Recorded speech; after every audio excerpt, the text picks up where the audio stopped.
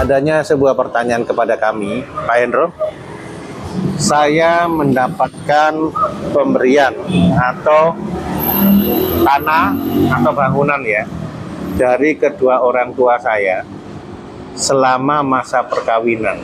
Apakah tanah tersebut merupakan bagian gonogini atau murni merupakan harta saya pribadi? Nah, terkadang memaknai mengenai harta gonogini atau harta bersama dengan harta bawaan atau harta asal ya.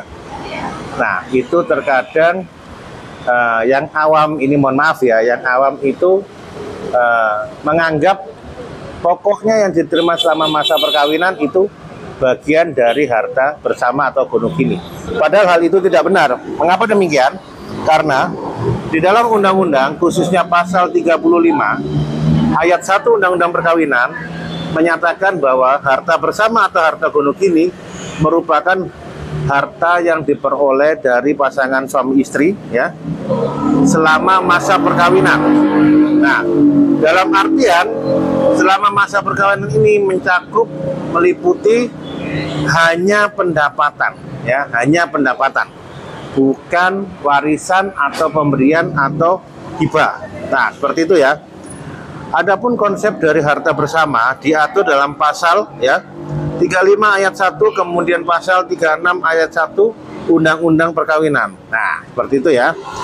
Mengenai pendapatan dalam perkawinan mencakup gaji, penghasilan, pendapatan lain ya, bonus misalkan ya, bonus ketika orang bekerja kan pasti ada bonus ya, bonus akhir tahun atau mungkin dana tak terduga ya. Itu namanya harta atau pendapatan dalam perkawinan dan bisa dikategorikan sebagai harta bersama. Nah, seperti itu. Apabila berakhir, maka tentunya harus dibagi dua sama rata. Oke. Nah, selanjutnya, jika salah satu pihak dalam perkawinan itu menggunakan pendapatan bersama untuk membeli aset, investasi, ya. Nah, tentu itu pula barang itu yang dibeli dalam perkawinan dikategorikan sebagai barang harta bersama. Nah, seperti itu ya.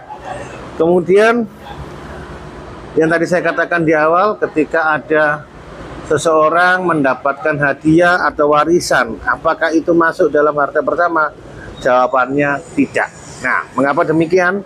Yaitu mendasari dalam pasal 35 ayat 2 Undang-Undang Perkawinan, harta bawaan masing-masing ya, pasangan suami maupun istri, dan harta benda yang diperoleh sebagai hadiah atau warisan adalah di bawah penguasaan masing-masing sepanjang tidak ditentukan lain atau tidak adanya sebuah perjanjian perkawinan. Nah, seperti itu ya. Nah, contohnya seperti ini.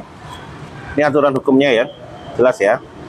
Oke, selanjutnya kita masuk makna mengenai harta pribadi penerima ya, dalam artian Undang-Undang Perkawinan mengenal prinsip mengenai hadiah perkawinan. Harta pribadi penerima, undang-undang menyatakan bahwa hadiah perkawinan diterima oleh salah satu suami atau istri perkawinan dianggap sebagai harta pribadi penerima ya. Jadi tidak bisa dikategorikan menjadi harta bersama. Kemudian mengenai keabsahannya tentu harus ada bukti-bukti yang konkret. Nah, selain itu juga hal tersebut juga tentunya adanya sebuah kesepakatan. Harus diatur mengenai ada kesepakatan.